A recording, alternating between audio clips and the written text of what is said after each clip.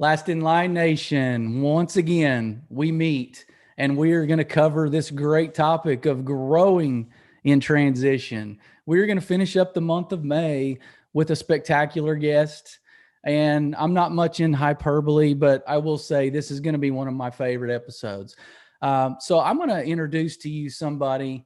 Alan Clayton is a pastor, senior pastor of our local church here called the G.R.O.W Church in Conroe, Texas. And I know we have people viewing this from all over the country. And I will say every city needs an Alan Clayton and needs an G.R.O.W church. I'm going to go into Alan's bio a little bit here. He was born and raised. He's a transplant into Texas, but he's been adopted because he's been here so long. But he was born and raised in North Carolina. Graduated college back in the day. We'll say back in the day. No, 1981. And I will say that's one of the greatest decades ever. So he was getting going in the early 80s. And when he came to Texas, I'll say he did work in the secular world for Wrangler Jeans and a men of staff, to name a few at the time. I'm not sure what it's called now, but he worked there in sales for years. Which is why I think he and I kind of relate. We might be cut from the same cloth in that regard. Met his wife, Joy, in 1982. And I'll speak for him and say that was probably the best move he ever made, was taking a step to initiate conversation with that lady. Mm-hmm. Married in 82, 3 grown children now and 6 grandchildren, it's awesome. He's got a big day planned with them today. So they founded the G.R.O.W Church in 1996. And I got to say, we're celebrating 25 years this year that the G.R.O.W has been in Conroe, Texas. And I can't be prouder to be a part of that body of Christ and to be under the tutelage of this leader and this shepherd of the congregation at the G.R.O.W Church. Alan Clayton, welcome to the show. John, thank you. You left out the part that I am pastor to celebrities. John and Misty Shibley. Yeah, you left that part out. Well, the celebrity thing is we're quick and loose with that term, but we'll take it when we can get it. Man, is there anything else about yourself, kind of personally, that we want to throw in that maybe help the audience connect with Alan Clayton personally? I think I was blessed to be both in the secular world and in ministry.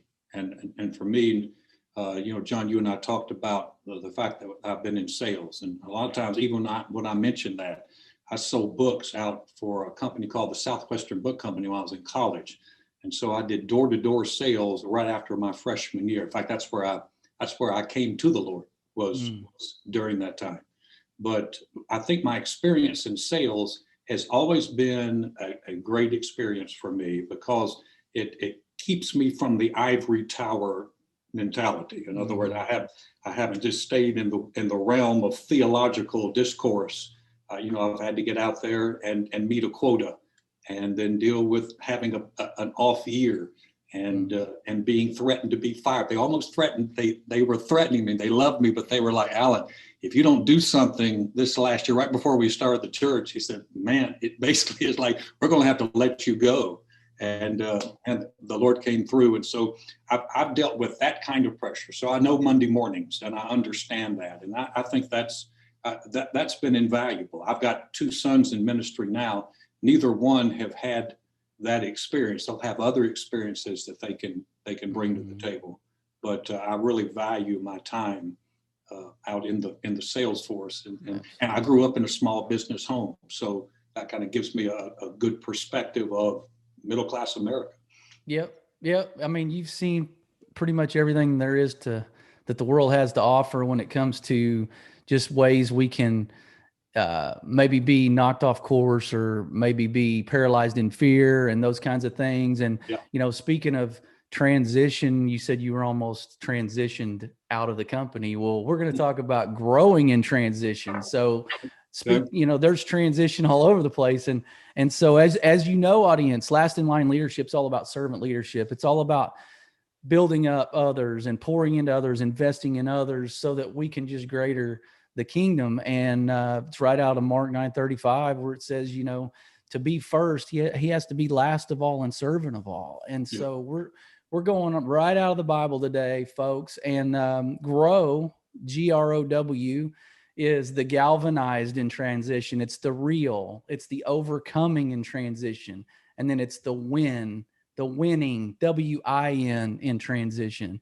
So we're going to tee it up for Pastor Alan Clayton today. We're going to talk about galvanized first. Okay. Galvanized, to be protected, to be almost insulated to a degree. Talk about what that word means to you, being galvanized spiritually, emotionally, relationally, those kinds of things. And just, I don't know how it applies maybe to the transition piece. That's a great question. And I love the fact you get to use all these big words that I don't use. So I'm going to steal some of your stuff and use it. I think in being galvanized, being protected, really is more of an inward thing than it is an outward thing. Mm-hmm. I mean, we can protect all the outward things that we can in our lives, but it's really, it all boils down to heart, and it boils down to what's our heart perspective, what's our motive behind that. So when I start looking at things that would protect me, I have to go back to what is my real motive for doing this. And I think one of the challenges is we're constantly surrounded by a world that promotes self. Mm-hmm. And to be able to say, you know what, I am not living just to promote self. I am living I live as one pastor said, I play for an audience of one. Yeah. And that, I think the more I'm able to keep my heart in that direction, the more protected that I become, because I recognize I'm under authority. I've got someone that I'm accountable to. So I've found that's the thing. And you know what? And that's not a one-time thing. That's not it's not, hey, I did that once. Like the guy that told me one time, he said, well, I've dealt with pride, and like it was a done deal. And I said to him, I said, well, for today, but you still got tomorrow and the next day. And so I think that's a constant thing that we're always doing those heart checks, heart calibrations, heart adjustments. And if I can keep my heart there, then pretty much I'll be able to take care. Now, sometimes I realize I have to protect my environment. I have to create an environment around me that's a protected environment. There are places I don't go. There's things I don't watch. There's things I don't look at. So there's things that I just have to simply stay away from and protect. So that I don't have to use willpower to overcome that. My environment itself is helping me. Yeah.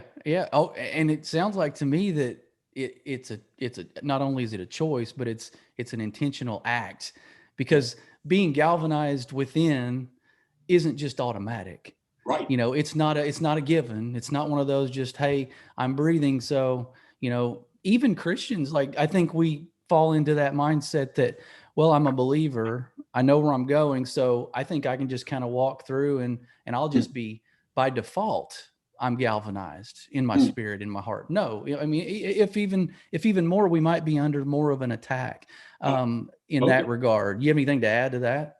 I totally agree with that. In fact, what is it? I think that Peter said we have to be forewarned, or to have this knowledge ahead of time is good. That we can't think that we're just going to go down through life unscathed as a believer, that we won't have something that comes our way. And so, no, if that mentality of being a little bit more aware, that's why the Bible talks about being sober, being alert, being aware. So we just can't kind of cruise through life. It's not the cruise of faith, it's a walk of faith. And we have to be alert in the whole process. Wow, that's good. Not the cruise of faith. And see, I'm going to steal that. So we're even. We talk about just times of transition can be uncomfortable, and trying to be, obviously being the galvanized process isn't ongoing, like you said, and things are coming at us. What else trips us up in that, as we're transitioning? So, I mean, even during the month of May and college and high school graduations, and, let's talk maybe right now, let's talk to that age group that are transitioning into a different stage of life. and they've been in church their whole life. And let's say they're going off to college, they're shipping off in August. And that's a big transition. I mean, I think you and I, even though it was a while back, can probably remember some of that. What would you say, maybe if you were to give one bit of caution or areas you've seen folks trip up to stay galvanized? You mentioned heart, but can you go a little deeper into maybe empowering somebody right now? Especially talking to those young people who have been living in their families' homes, especially if you've grown up in a Christian family. If you've grown up in a Christian home, in a Christian environment, you don't realize how protected the environment you've been in until you move out of it. Yeah. And so one of the areas that I see young people trip up in all the time is they've been living in an environment where things were pretty much laid out for them. Pretty much there was a clear path. Well, you get out on your own and the path is no longer clear. In fact, now you have other people coming in and their influence and what they're said. And if you haven't, and this is key, if you don't develop your own faith, if you've been just carried on your parents' faith, you could be in for a rough ride, because you're going to hit some arrogant professor who speaks so, just so like authoritatively that you believe in God. And especially our modern universities today, they don't put God in you. They'll do everything they can to take God out.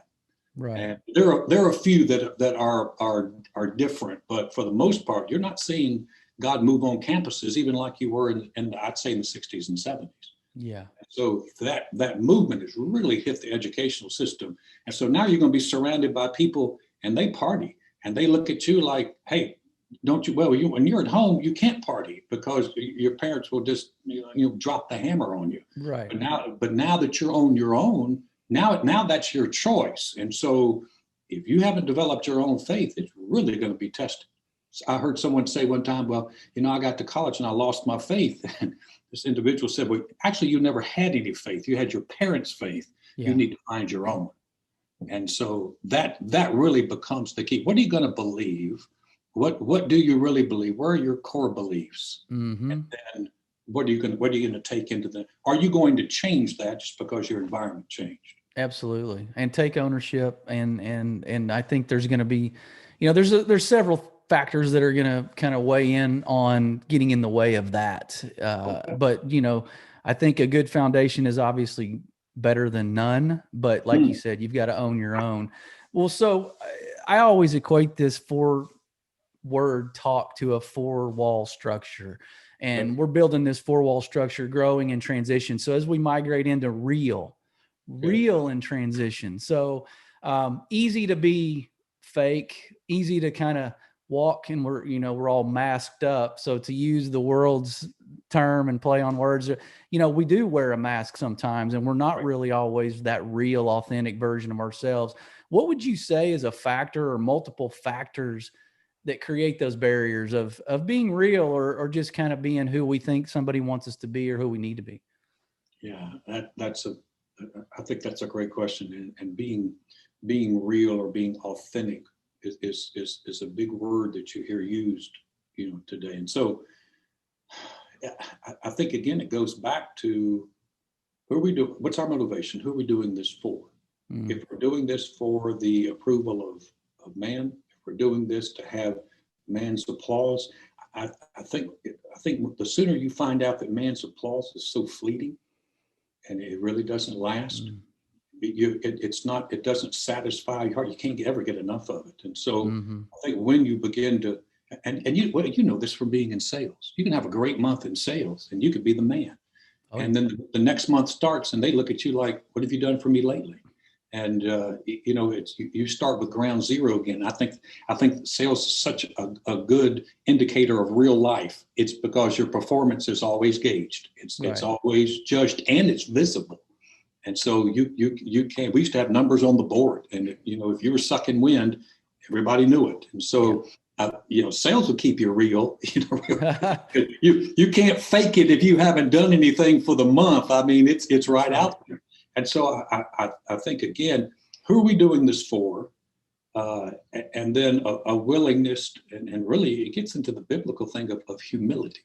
What is genuine humility, that teachableness, that willingness to be corrected, that willingness to have someone speak into our lives with godly counsel, to have the Lord speak into our lives, to have his word speak into our lives.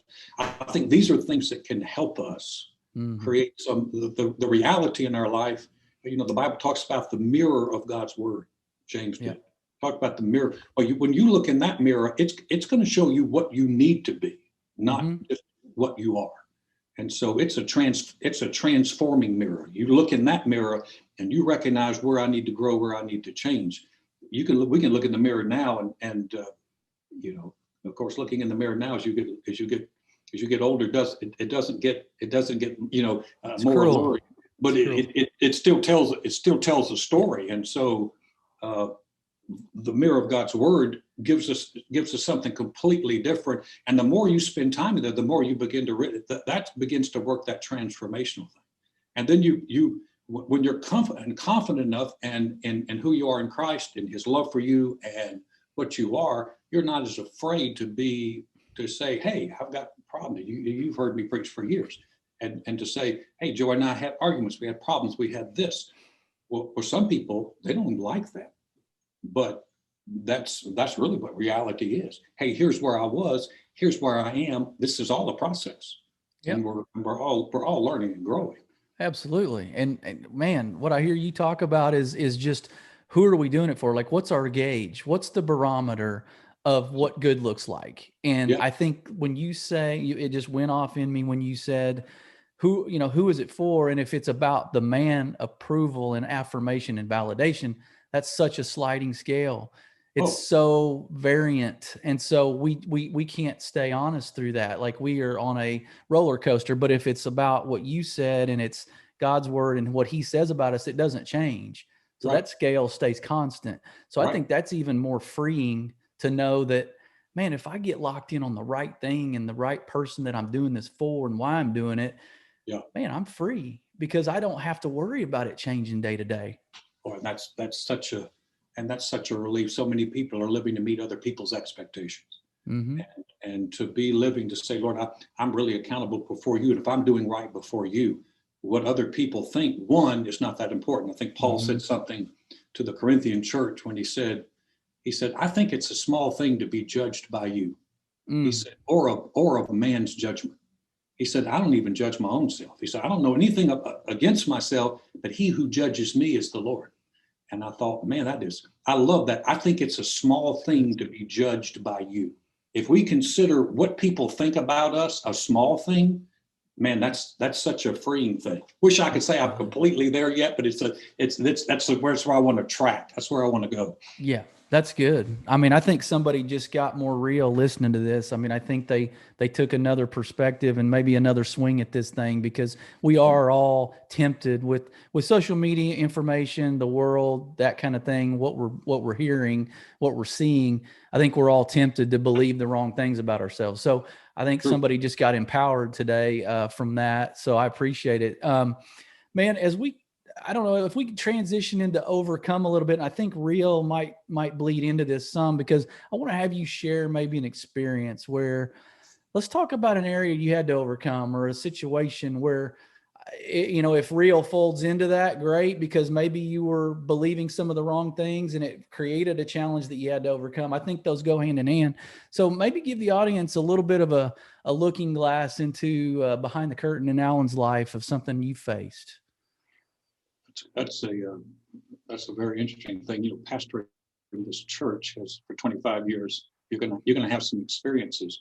The challenge about a lot of leadership is that we have to continue to lead, even though we can be going through difficult things. And a number of years ago, I had a couple who had a lot of influence and a lot of voice in the church leave and go down the road and start another church. And it really decimated one of our departments. It was an extremely difficult time. And it was really hard at home, because we were going through that. We were going through a challenge with our daughter. Our daughter was in a relationship that we found out later was abusive. And we did not know it at the time. And it was abusive, and it was really taking a toll on her. We had internal staff problems at that time. And I think a function of that job was my leadership. I wasn't leading as I should have led. And so I had to make some changes in terms of how I was going to lead and what the values were going to be for our staff. But then we also had to deal with the problem that was ongoing. And it was an extremely difficult time, but the Lord spoke to my heart. I didn't hear a voice, but I just caught a message in my heart as I was driving. In fact, where I called you today from is right about that same spot. Really? On I-45. I'm coming up, and I said, I was talking to the Lord about this, and just thinking about going over and over and over in my mind. And the Lord spoke to my heart and said, I haven't left. And I went, yeah. And as long as you're here, I'm good. So simple. So simple. Yeah, I haven't left. And I thought, boy, that is so true. And so that gave us something to stand on. But where we found the challenge, John, was that we continued to just wallow in the problem, if you would.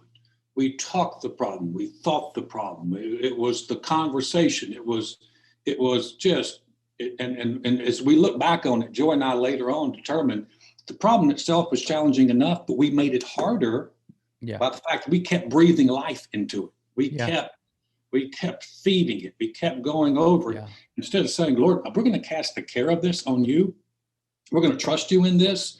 And if I'm going to trust you in this, I'm not constantly talking about it. And so we have learned from that. I wish I could say we're perfect. We're not. But we've learned that we can't keep breathing life into the problem by constantly talking it, thinking it, sweating about it, worrying about it. At some point in time, we're going to have to say, God, I trust you. And I trust that you will help us through this. And, he did. And, we didn't lay off anybody. We never missed a payment. We never missed a bill. The church didn't go downhill. We continued to grow. And so he never left. And if I'd have held on to that a little bit stronger and kept that in my heart and in my mouth and in my thoughts, I'd have done a lot better. Yeah. And what a great, so you did that real component that you talked about earlier, the humility. What I heard in that story was that you had to sort of look at your leadership style and some of the separation that occurred with staff and those kinds of challenges. And I think you had to look within, like you said, and that humility factor allowed you to really magnify areas that you could start to really identify and then start to patch up, right? Doing some patchwork with yourself. John, let me speak to the leaders out there. If you're a moody leader, if you're moody, if people can walk in and they're having to dance, what kind of mood's he in today? What is he good today? Is he isolated today? If you're a moody leader, your experience is always going to be an up and down experience. If you are a leader that is more consistent, if people know, man, you can count on them. In fact, I don't even know what's hardly going on in their life because they're consistent. Then you create that consistency in whatever area that you're leading in that people can rest in, that people can be confident in. If you're moody, people don't know. They're kind of, they're going to pattern you. And so I was a moody leader. I'd walk in sometimes. I thought we have red time, green time. Red time means don't even talk to me. Green time is my door's open. I'd come in, I'd go on red time. I wouldn't talk to anybody. And people would come by and they would look at my admin assistant and go, how is he today? That question doesn't never need to be asked. Mm-hmm. How is he today? And so making that adjustment, being clear on what we stood for as a staff, I had to step into my staff and go, in fact, we came up with 9 staff values. Mm-hmm. I said, we're not negotiating on these. And it's interesting. I came up with 9 staff values and we cleared out some staff because I was unwilling to move off those values. This is so good. This is what we're going to be about. These last few years have been wonderful. I've loved it. And our environment has been good. Our culture has been good. Yeah. But our culture needed a non-moody leader. Yeah. Well, and I'll tell the audience too, of course I'm a little biased, but I'll just say, the world and specifically the church needs more transparent leaders like Alan Clayton. Like I will say, sharing that story, was you being transparent enough to talk about where you needed growth. And now somebody listening, the audience, I know there's somebody out there that is in that exact situation that you just described. Yeah. and you can see the fruit from it. You know, years later, you see the fruit from you making a course correction based on the humility that you had. And now look, it's breathing. This thing is a breathing entity. It's breathing life into others. It itself is alive and well. And so, I mean, that to me, I think that could have been a fork in the road had you not, had you not done some adjustments, had made some adjustments.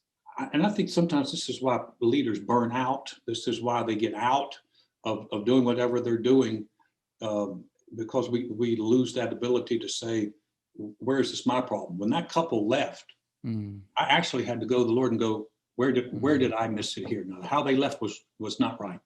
But what part did I play in this? And if you can ask that question, you're on your way to growth, because that's how the Lord helped me make that adjustment. Wow. I mean, so good. There's so many things right there that just pop out in this talk. So I can't wait to watch this back and write them down. So, as we migrate into this final wall that we're building here, and I think it's empowering folks, I think you guys are going to walk away different today. I know I will. We're going to talk about winning. I think it's fitting, to close it out, put a bow on it, that is a winning mindset, right? We serve a God who's undefeated. We're his child. That's a pretty good pedigree to be a part of. So,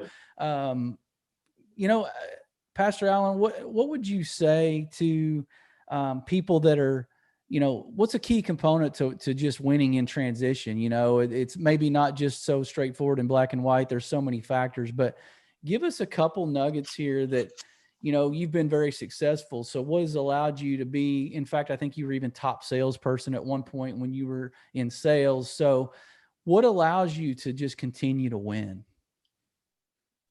There's a great passage in 1 John 5:4, verse says, whatever's born of God overcomes the world. And this is the victory that has overcome the world, our faith.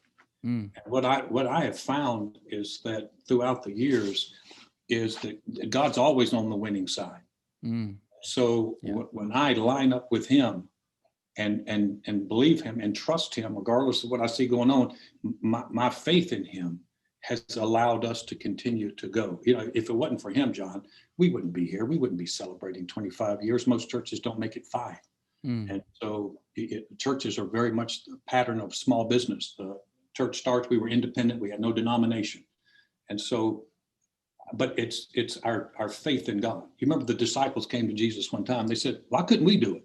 And he said, because of your little faith. He said, and so I found that just simply spending time in scriptures, I was mentored from afar. I never had people that sat down with me, but people I watched, people I listened to. I was mentored from afar by men and women who had such trust in God's word and such trust in the authority and the power in God's word. And that was so helpful. I got it early. And so it has become the standard of when Joy and I get off track or when things don't start going right, we always wind up back here. What do the scriptures say about this? Yeah. Where can I stand? What's a promise I can stand on? And we've done that in sales. We've done that. That doesn't just apply to pastors and churches. That applies to life. And he didn't say this is the victory that overcomes for pastors. We're born of God. We're his children. And so trusting in him and resisting the fear, the negativity, all the junk that's in the world, trusting in him is what's enabled us to, that is a winning mindset. He's never defeated. He's never down. He's never, I like what you said, he's never defeated. He's undefeated. Yeah. And he's not down and he's not depressed and he's not wondering. And so, Lord, what do I need to do to make adjustments? How can we get on the right track? And so I think that really is the key. So we try every day. I mean, for the most part, I've always encouraged the church and just read your Bible, not as a duty, but as something that feeds you and something that builds you on the inside. Of course. And it creates strength on the inside. And then what's on the inside is eventually going to show up on the outside. We teach what we know, we reproduce what we are. Wow. And so what gets on the inside is what's going to come. It's going to show up on the outside. Yeah. And that's for somebody right there. That's for somebody listening. Cause so winning, and we talk about mindset, and winning mindset, really if we're feeding ourselves kind of what the world wants us to hear, there could be a lot of negative defeatist talk out there. And so that, if we want to win, and we all do, because I don't know anybody that's standing in the back of the room raising their hand saying, I'm on the losing team, I prefer that. I think we're all wanting to be winners. Like we want victory. And the promises that you talked about guarantee that. It doesn't guarantee smooth sailing on the road to victory, right? But we do know how this video ends. We do know how this game ends. Yep. And I think you used the analogy one time, and I've used it a ton. So again, I think I outstole you on material. But when you tape a game, right, and you watch it back, right? Yeah. You watch it back, you're not worried when your team's losing during that game, or when there's a turnover, they won in the end. So we win in the end. And I think if we as believers especially can sit in that, rest in that, knowing the outcome, I think our winning mindset takes a whole new complexion. Don't you? Wouldn't you agree? Totally. And that's a great point. It's if a friend of mine has a saying, he said, this is going to turn out for my good and God's glory. And so he keeps that mindset, and it's, persistence comes into play there. But it's the mindset that when the dust settles, I'm still going to be standing. Yeah. And the Lord will show me what to do. He'll help me. He's my helper in this. And this is where our trust in him is what gives us a winning mindset, because now we have an advantage. Now we're not in this. We're not slugging it out alone. And the world will make it seem like you're all by yourself and it's on you, and you're the captain of your own fate, and you're the man. And I've had people after church sometimes go, "Oh man, you're the man. You're so awesome." I said, "Hang on, hang tight." I said, "I'm a messenger." I said, "But I serve one who's awesome." Yeah. And so I said, let's get that straight. I said, we're not exalting man, we're exalting one who deserves to be exalted. But that still puts you on the winning side. Right. And so when it's all said and done, I'm going to win, not so I can go, look how awesome I am. I win so I can say, God, you've come through again and again and again. That's right. That's so, yeah. I mean, and when you say captain, I remember in elementary school being kickball and being picked, and man, nobody wanted to be picked last. But when the captains were established and you knew that one guy was going to win, that you just wanted to be picked. You just wanted to be picked on that team. And when you get on that team, man, oh my gosh, you're like, okay, we're good. We're going to win. But you still had a role to play, right? But you had confidence in that leader and that captain. And so I hear you say, if we just are confidence in the right place, we still have a part to play in it. But totally. That's a way better scenario to be on that winning side and be with that captain that never loses. So it never loses. Yeah. Well, hey, as we close this out, it's been a pleasure, of course, but let's give one parting shot for the audience here. There's been many throughout, but let's wrap this up with talk about small victory. I think we get so trapped in, it's got to be this lightning bolt moment. Like we've got to have this trophy hoisting victory in order to feel significant. And I always talk about significance versus success, of course, because there is a difference. But man, give the audience something to be encouraged by when it comes to just small victories and how to gauge those and how to really not let those blow by us. Well, that's good, John, because that's probably an area where I really have to work at. And because I'm usually on to the next thing. You get a win, it's like, okay, next. And I think learning to stay grateful is probably the key to overcoming that mindset of missing. If you're thankful for things, you can wake up every day thankful. You can wake up every day and be thankful for what you have, what God's done, what you have in front of you. If you can stay grateful and cultivate that, and you have to cultivate it, it's not natural. Right. Thanksgiving does not come natural to anybody. I don't think I've got 3 kids. I've got 6 grandkids. None of them are natural thankful. And so it's a cultivated mentality that says, you know what, I'm going to thank God in all things. The scripture says in all things. So I'm going to give him not for every problem that comes my way, but for every for every problem that comes to my, I got an answer for this. Yeah. Lord, I'm gonna give you thanks. So I think if you can just stay grateful for what you have. You know, you start complaining about your job and you realize, man, thank God I've got one. Right. You start complaining about your family, and then you start thinking, yeah, but if I didn't have them, how empty would my life be? And so many things we can go negative on, but staying grateful, that's why the Bible talks to us over and over and over again about giving thanks. And so I think if you can do that, you can stay on that side of life. Staying grateful keeps you on the right side of the fence. It really keeps you on the winning side. And then you have to be intentional. I mean, sometimes I'm like, Lord, thank you for this car. I'm glad it runs and has air conditioning. And you say, well, that's kind of ridiculous. No, it's not, because it's being thankful. It's cultivating thankfulness in all areas of my life. If I can do that, man, it keeps my attitude really good. And when I find that my attitude has gone bad, I've stopped being grateful somewhere. Right. You can trace that back. That back. Yeah. When I have a day where I haven't given thanks for something, I've been kind of, that's, of course I have, my wife, that won't fly, around Joy. She'll be quick to point. Two preachers in the same house couldn't be dangerous.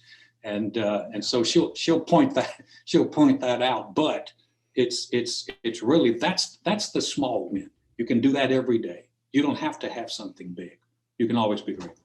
That's where, yeah, absolutely true. And I would even go further to say that gratitude will equate to the peace in your life that you're looking for. In a world where peace is a rarity sometimes, if we want that, just that inner comfort, peace, security, like it starts with gratitude, and it also starts with humility, like you said earlier.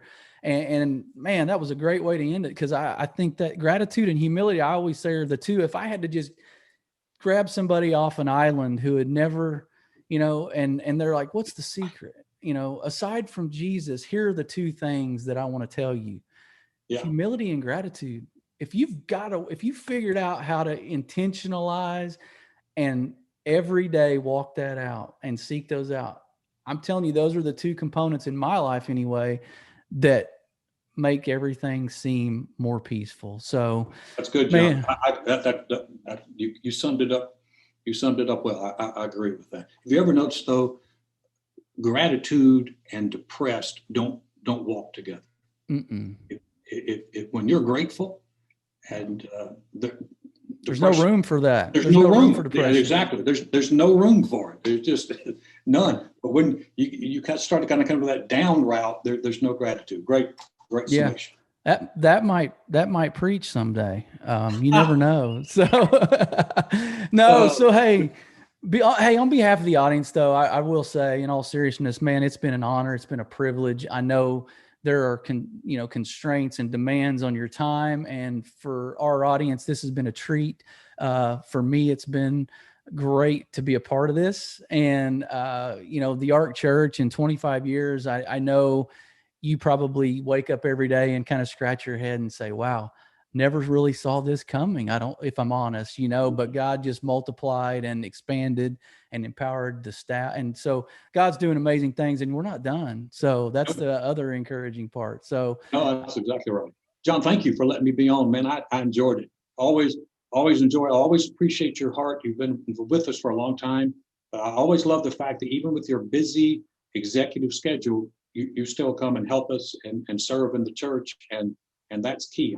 I hope your listeners pick up on that as a busy executive with a family, you made time for God. And that's huge. You honored him, and he'll honor you. Thank you. Thank you very much. And so, audience, hey, watch this again, write it down, make some notes, because there are plenty. And we summed it up in Grow and Transition. We talked about galvanize. We talked about real. We talked about overcoming. And ultimately, we talked about winning. And all these components equate to a win when you're with a God and on a team that's undefeated. So with that, he's been Alan Clayton. We've been Last in Line. Be blessed.